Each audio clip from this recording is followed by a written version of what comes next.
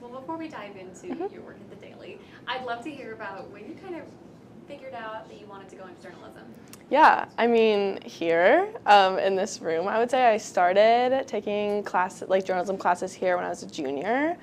And that was kind of my first time ever doing it, and I kind of just like fell in love with it. And then my teacher, Mrs. Dyer, was the best. And I was just really encouraged to kind of keep going with it. And so I did that all through junior year, and then senior year, I led the print paper here.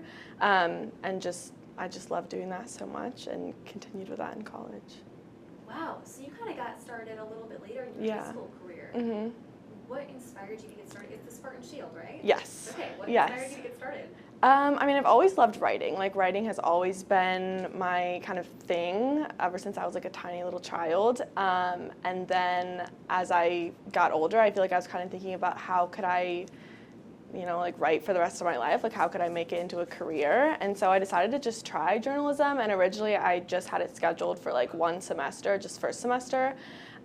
Just as like something to try, and then I ended up loving it so much that I like changed my schedule so I could have it second semester too, and then it just kind of went from there. Okay, so then senior year, you become the managing editor? Editor-in-chief. Editor-in-chief. Yes. What was that like? That was the best. I still remember, like, I'm trying not to look at Mrs. Dyer, sorry, I'll start that sentence over. It was the best. I remember, like, I was on a vacation with my best friend, like, the summer before senior year when, like, Dyer emailed me and asked if I wanted to be editor-in-chief, and I can, like, remember, like, where I was, because I was so excited. And that was just really the best. I mean, it was a big job because it was, like, the year after COVID year, kind of. It was, like, the 2020-2021 school year. So that was tough. We were on like A/B days, so the staff wasn't here all the time, and the staff was really tiny, like in comparison to even like the staff this year. I think it was like less than 10 people. So it was a big job to kind of keep everyone together and doing enough to like get everything done. But I think by the end of the year, like the team was working together really well, and went really well. Do you think in some ways though that kind of helped instill this drive? If you are a small staff with limited resources, does that help kind of learn some of these like gritty skills that you need? Yeah, I think so. I think definitely being editor-in-chief that year was like the hardest I have ever worked in my life, like to this day. And I think it just kind of showed me like how hard I can work, and that if you just use like all the time that you have and put it all towards something, like you can get an end result. So when you were applying for colleges, did you know you wanted to go for journalism? Yeah, I did. I mean, I was like waffling a little bit, but I kind of decided that this is what I wanted to do, and so that's kind of how I ended up at Northwestern. I wanted to find, a school that was really good at journalism, and so that's how I found it. Wow. So first year there, what was it like? It was really good. It's an intense school and an intense journalism program, just with its history and its reputation. So it was kind of a culture shock from like working at like a newspaper at a school in Iowa. So that was kind of a lot to adjust to, but overall it was great, and I got to kind of dabble in a lot of different mediums in like the introductory like freshman classes, and I got involved on the Daily Northwestern like as soon as I got there, and just worked on that through the year. And then you kind of fell into the sports track, or was that more in your sophomore year? I did kind of. I started doing some sports writing and a lot of sports photography, because that's something else I did when I was here at PV. I would like shoot the football games on Friday nights, and so I wanted to do that there. And so I remember like my first trimester there, I got to do the Northwestern Iowa game, which was like the coolest thing ever for me, and I just fell in love with that. So I started doing a lot of sports photography, and then especially going into sophomore year, I've done a lot more sports writing. And then this past summer, my managing editor like specialization was the sports desk, so that was kind of my responsibility. So that's kind of how I got to that point. Before we keep going, I just want to ask, I did stalk your Twitter. Yeah. Do you have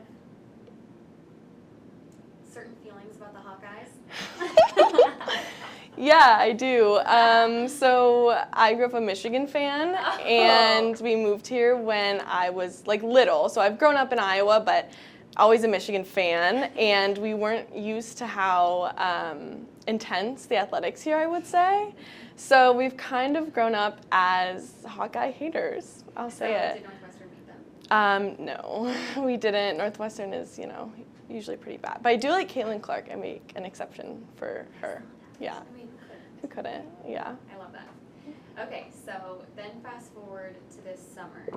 Talk to me about when you guys first started hearing rumblings about this investigation.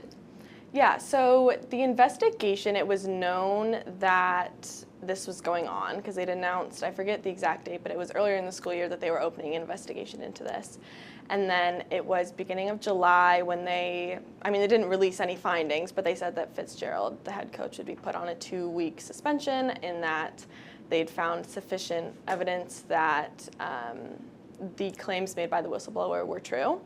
So I remember I reported on that morning, and given that it was like the middle of July, like obviously it was out of season, there wasn't even like fall camp started yet, like nothing was going on. So a lot of people were kind of like, that's not really a punishment at all, especially if the claims were substantiated. So I remember I wrote that piece, and then I texted my editor-in-chief, and I was like, I'm gonna like look into this summer, like it feels like something's off. And then it was that Friday night that the whistleblower reached out to us and said that, he felt that this needed to get out and the school wasn't putting it out how he had hoped. When you hear that, before you go into this interview, are you nervous or are you determined? What are you feeling? Yeah, nervous, I would say. I think the summer daily is usually pretty chill just because it's like summer on a college campus.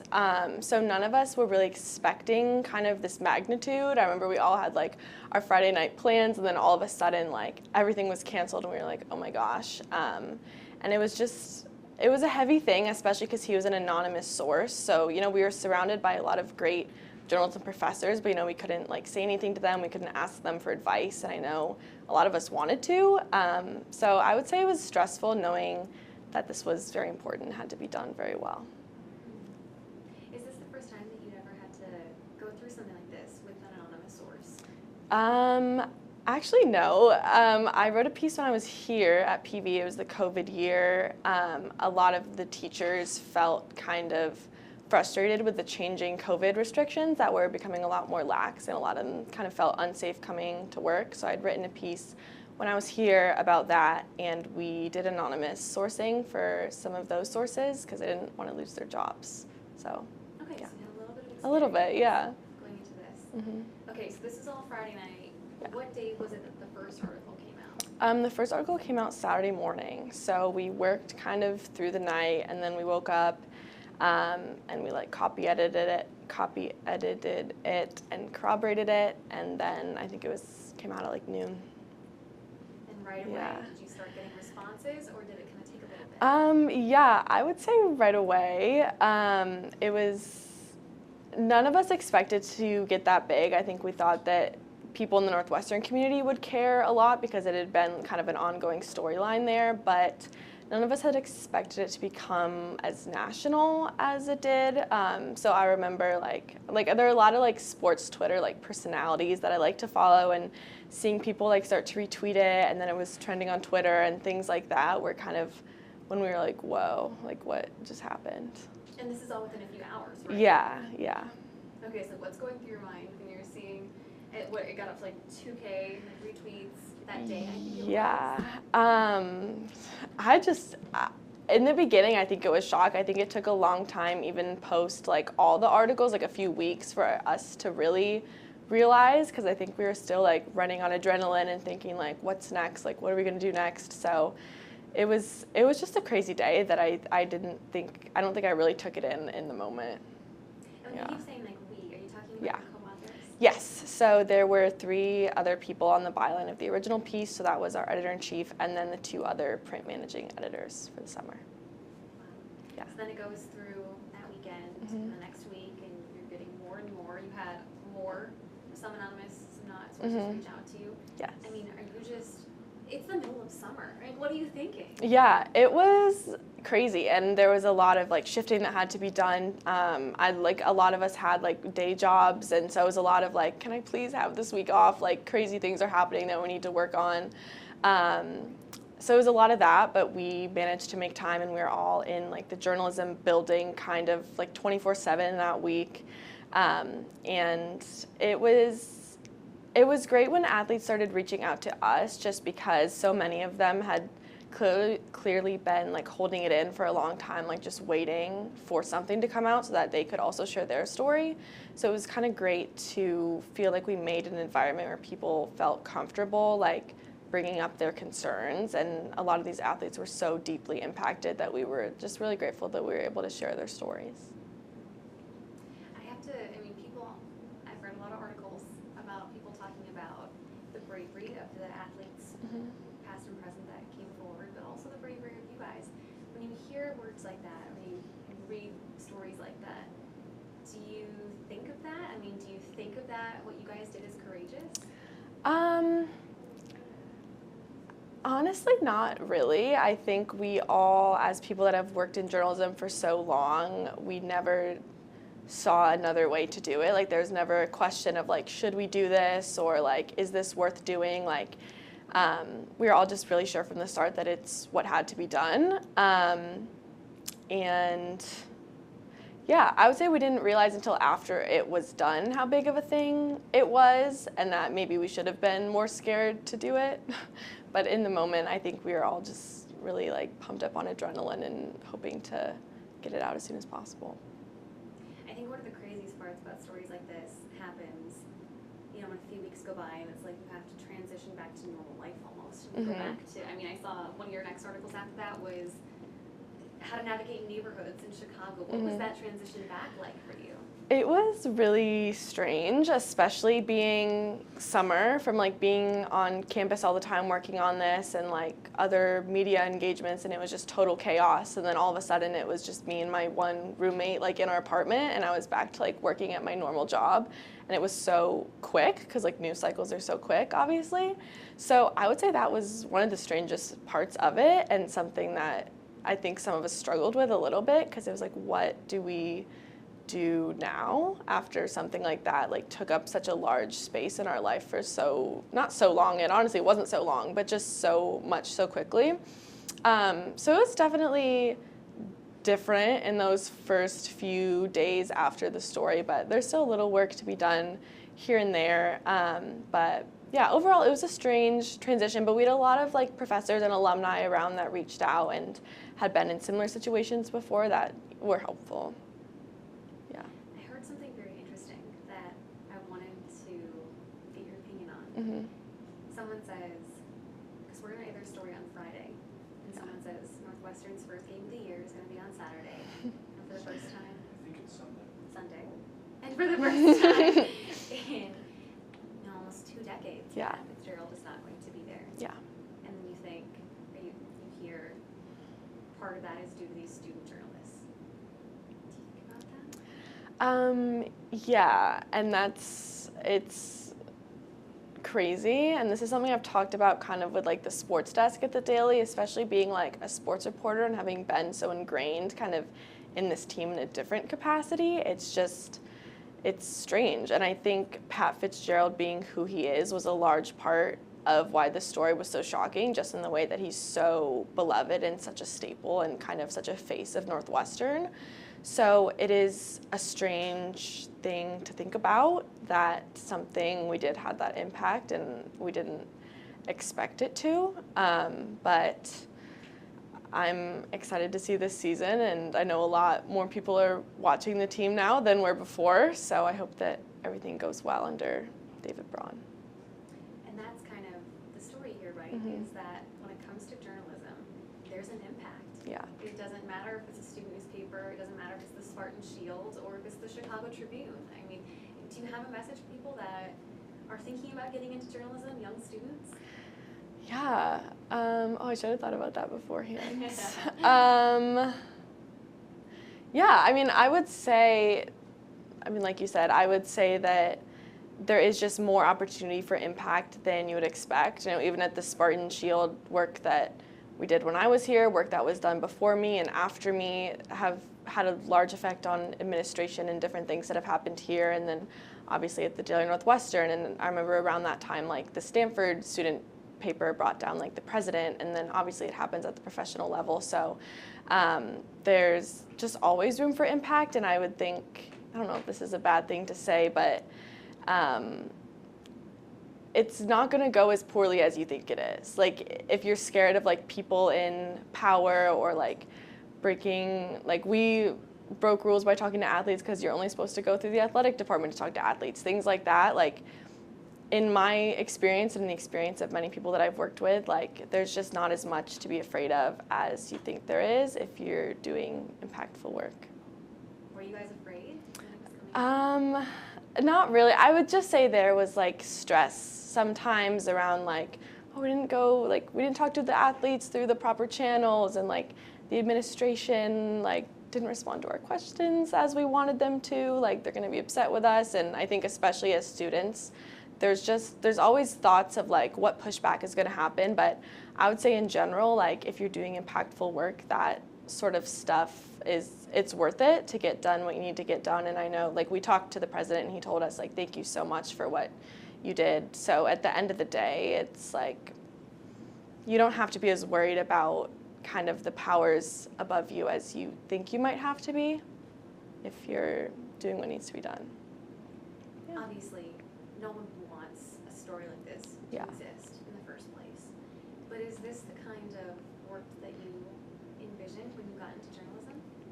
Yeah, and that's been the crazy part to think through all of this, is it's kind of like, it is like what you imagine, like when you're, like when I was in high school and like wanting to go into it, but it's not something that it's not the type of story that I ever imagined I would work on, because I don't plan on going like the investigative journalism path, so I'd kind of given up like on that route, I guess, and I think that's like the dream of like a lot of journalists, like right at the beginning. Like I feel like how a lot of people get into it is like wanting to do that kind of work. And so I'm just really grateful that I had the opportunity to work on a story like this, even though it is such an awful story. And just to think, I've thought a lot about like my high school self as I reported it, and how just this is, it's the dream to work on a story like that. Obviously, it's a double-edged sword of the story is awful, and it's so heartbreaking to hear from the athletes and the things that have happened to them, but it was a dream to be able to share that in the ways that it needed to be. What were you thinking of about your high school self? I would say also myself, like when I started journalism, like I had in mind like all the President's Men type of journalism, like investigative, and that's, as a like 16-year-old, that's what I thought I wanted to do. And when I got to college, I realized that wasn't. But just thinking back to like being 16 and like envisioning myself doing something like that, and like hoping I would get to like a level in my career where I could work on that. And then I kind of realized through this that you don't really have to be at like a level in your career to work on something like that. It's just kind of, if there's something happening in your community, it doesn't matter what level you're at, but you can share that story. Because you were what, 19, 20? 20, yeah. And you're going to be a junior this year? I am, yes. Okay. I did want to go back to the Spartan Shield. Mm-hmm. Is there anything that you think you learned here in this room that, impacted you when writing stories like this? Yeah, I mean, like, I don't want to say everything. Don't put that in because I like my college. But I learned like so much here just from, especially like what came in most handy in this story was like interview skills, because that was like the bulk of the work on this. It was more interviewing and a smaller percentage of writing. So I would say just like interview skills and like learning how to like structure questions and how to like build a connection with sources. And those were, things that I would do on my articles here when I had to like walk around the school and like talk to teachers and like find coaches and things like that. Trying to think. Is this the first time you've been back in this room since these stories came out? Yeah, since the stories came out, yeah. Go ahead. I'm a sentimental person, so I would get choked up, but I don't know. Yeah, no, I'm definitely a sentimental person. I will say I've been back a lot. I come back like usually when I'm home because I love being here and I love seeing my teacher. But yeah, it's crazy. I mean, there's still like, I remember before I left as a senior, I like hung my like issues on the walls, so, like the ones hanging or like the ones that I made as a senior. And it's crazy to see like things like that, and it feels like not that long ago. And to be back under like these circumstances is just so cool. And I know that like my senior self, who's like hanging those things before she left for college, would think this is like the coolest thing ever. So yeah. I know she's in the room, so it's a little awkward, but is there anything that your teacher taught you that you carry with you now? Yeah, man, I really should have thought about this because I think you told me this is what you're gonna ask too. Just the specifics of journalism on like a basic level, like this is where I learned all of that, and I think to a certain extent, like once you know them, like you know them. So I felt like going into college, I was on really solid ground. And then even just beyond that, just like she taught me like, I might cry actually. She taught me like to love like journalism, but mostly to like be pushy, like in a good way. Like I remember like the COVID story that I worked on, or like there were other stories throughout the years that didn't come all the way to fruition, but that I was working on, like trying to push administration on and stuff like that. And it was never a question when I was working here of like, oh, like should we push them on that, or like should you write about that from the board meeting or stuff like that. And just talking to people at college, like a lot of people had different experiences with that, or journalism teachers that were trying to like appease the people above them more, and I never experienced that. So it was never, a question in my mind that you should push on people that you need like information from, and people in points of authority if they need to answer to things that have been leveled against them. So I would say that was kind of the biggest thing that I learned from my teacher here in terms of like my mindset on how to approach a story like this. And now your sister holds the same position you did. What is that like for you? It's super cool. It's kind of crazy because I don't feel like I'm like that old. Like she's my youngest sibling, so she feels like the baby. So it's crazy that she's now like a senior and running the paper. But it's exciting that, and I have a younger brother too who also worked on the paper. So it's exciting to see that we've all kind of been able to work here and have this connection. And I'm excited for her as she runs the paper because it was like my best journalistic experience, and it's just a lot of fun. I'm wrapping up. I know I kept you longer than I said. No problem. But I did want to ask about your opinions on the impact of journalism at all levels, whether it's the New York Times or the Spartan Shield. Yeah, like what kind of impact it has? Yeah. I think it's hard to put into words. Like I think it's a type of, I know a lot of people talk about like, oh, like is journalism gonna last, like with social media and all that sort of stuff, but I think it's stories like this and other investigative stories that kind of prove that like journalism has to be here. Like it can, like printing words like has the impact to do like anything. I'm trying to figure out how to put this in a more eloquent way. I don't know. I just think there's nothing that journalism can't do, especially now, like information travels so fast. And so if there's a story that needs to be told, it can get out there so quickly, and it just has the power to change so many things, even at this like somewhat small scale of the football story. And yeah. I think it's one of those industries where anyone can really make a Yeah, huge impact. yeah, definitely.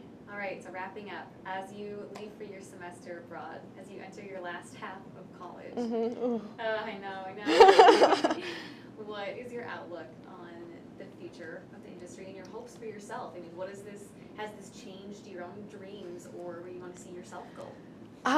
Yeah, I would say before this, I was kind of at like a spot where I wasn't quite sure like how I wanted to take journalism like as a career. And I would say personally, this made me like, it reminded me like why I got into this in the first place, and reminded me of why I'm passionate about this. And in terms of the future of journalism, I think it really encouraged me in the way that like journalists kind of rallied around the story and rallied around us, and it just gave me a lot of faith in kind of the community of journalism, and people willing to like help those younger than them and give advice and things like that. And I think also the fact that a story from students could be taken just like any other story, just as seriously, says a lot about the trust in journalism, even though a lot of people think it's at not a great spot, but this just really made me more optimistic about people's faith in journalism and willingness to act on it.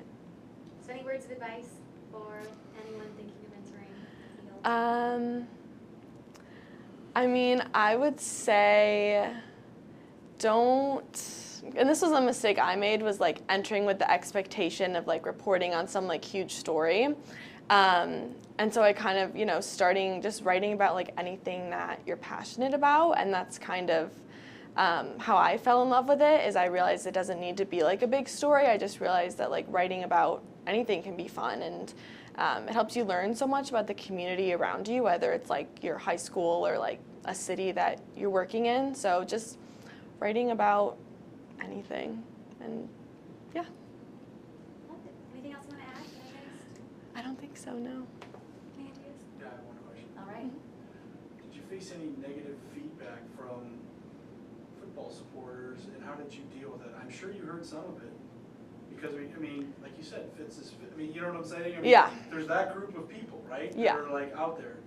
Did you hear from any people like that, and how did you respond to that? Yeah, I should look at you. Okay.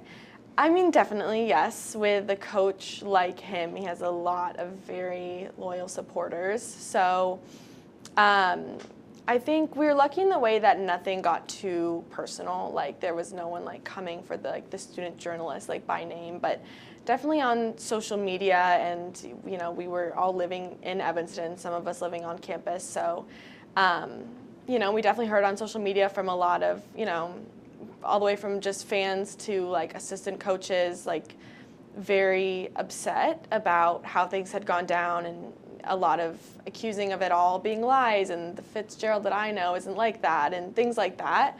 We were really confident in our reporting, so we knew that it wasn't lies, so we weren't too worried about things like that. But there was definitely a lot of negative pushback, especially when he was fired, and I think there will continue to be on a lot of administration for making the decision to fire him, especially as we come into this football season. But I think for us, it was just like standing on our reporting and knowing that it was true, and we didn't have any regrets about publishing it. I know we talked about it earlier, but I think that takes a lot of bravery. Thank you.